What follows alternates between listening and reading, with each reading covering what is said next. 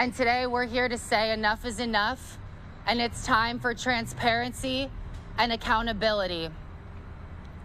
There is nothing inherently social about these platforms. Instagram is not social media. It is a predator-enabling engagement farm. And we deserve better. The names on that banner whose lives were cut too short. There is an 8-year-old on that banner. Let that sink in. Each name more than a data point. So we stand here as a reminder that we will keep showing up until justice is served. Thank you.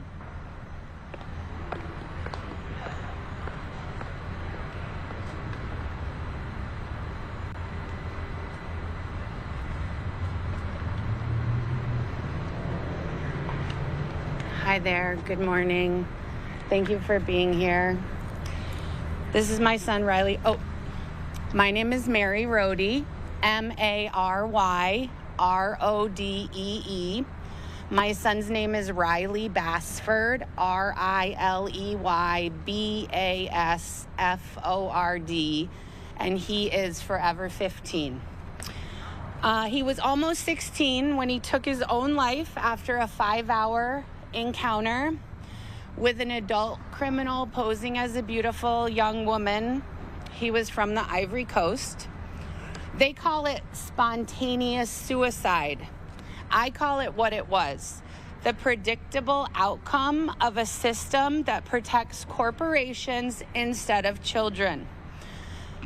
This happened on Facebook Messenger, the platform Riley asked to get permission to use because he wanted to use their marketplace feature. We were honest about Riley's age when we registered him for Facebook, and he was then restricted from marketplace because he wasn't 18.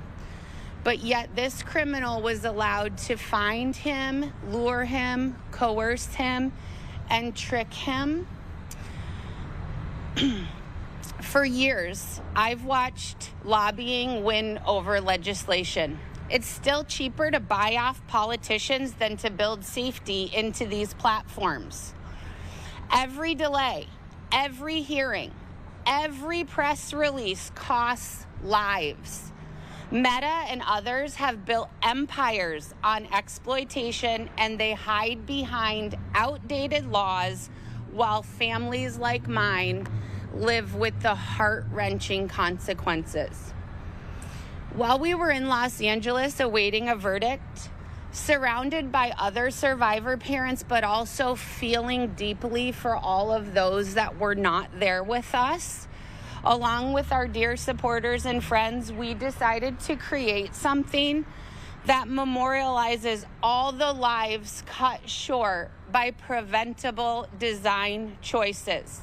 It's not just a banner. Every name that I wrote on there is a promise that these children will never be forgotten, and that their stories will force accountability where silence once reigned. You can see at the far end of the banner where it looks a bit different. That's because I came to California again from very northern New York because we had to add more names since we finished that banner in LA in March.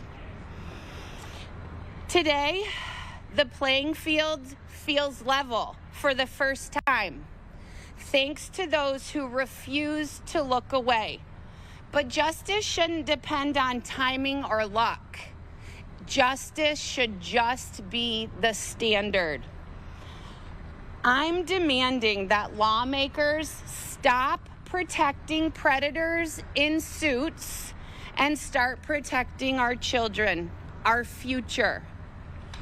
Riley's story shouldn't have been just another headline. It should have been a turning point. It should have been the end. This banner keeps growing because of corporate predatory design choices. Thank you for being here, and some other survivor parents are going to share their story. Next up, we're so glad to have Dawson. Dawson is one of the youth advocates here with us. Thank you so much, Dawson. Great job. Hello, everyone. My name is Dawson Kelly, DAWSON KELLY, and I'm with Design It For Us. My name is Dawson Kelly. I'm a UC Berkeley student and a member of Design It For Us. We are a coalition of over 600 young people advocating for policy that protects us online and holding big tech accountable. But before any of that, I was a guinea pig. As a child, I was unknowingly subject in a great experiment, one in which the company inside that courthouse reduced my childhood into watch time and sold it to advertisers. One in which people who understood my brain better than I did, knowingly and deliberately addicted me to apps that pulled me out of the real world and stunted my growth. One in which designers exploited the insecurities and awkwardness that come with growing up in order to create a machine that distracted and divided us. For more than 2 decades, they ran their experiment on an entire generation. They measured us, tested us, and optimized us. To them, we were not children. We were data. But this week, the experiment itself goes on trial. 29 states inside that courthouse saying what every kid who lived this already knows, that none of this was an accident. They did this knowing they were harming kids, all by design in pursuit of another dollar. My parents' generation watched the same 3 television channels. They argued, sure, but they argued about the same world. These companies got my generation and siloed them into 1 billion private channels, each one high-tuned to hijack our weaknesses. Holding these companies accountable will not bring back the time or the people we have all lost. But this justice brings us closer to a world where addiction is no longer our predetermined destiny. A world where when I wake up and the first thing I think about is my own life, not the question of whether I'm enough, not the version of me they're selling before I even get out of bed. A world where our ability to be present isn't up for grabs the moment we come out of the womb and auctioned off to this multi-trillion-dollar industry. A world where presence is the default of the next generation, the way it was for every generation before mine. A world where my generation is not remembered as the anxious generation, but the generation that is beginning to get its life back.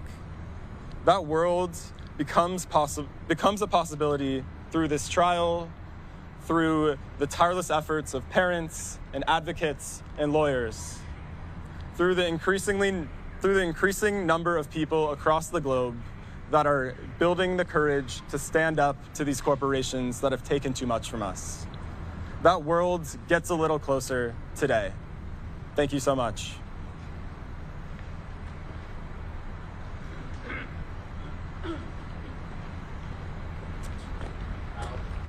All right, we've been listening in as families of victims are speaking as Meta's social media addiction trial begins in California. Just putting this up on your screen as 4 states are demanding that Meta pay as much as $1.4 trillion as restitution for the harms that it has caused young users in a federal trial that starts today and could see founder Mark Zuckerberg take the witness stand.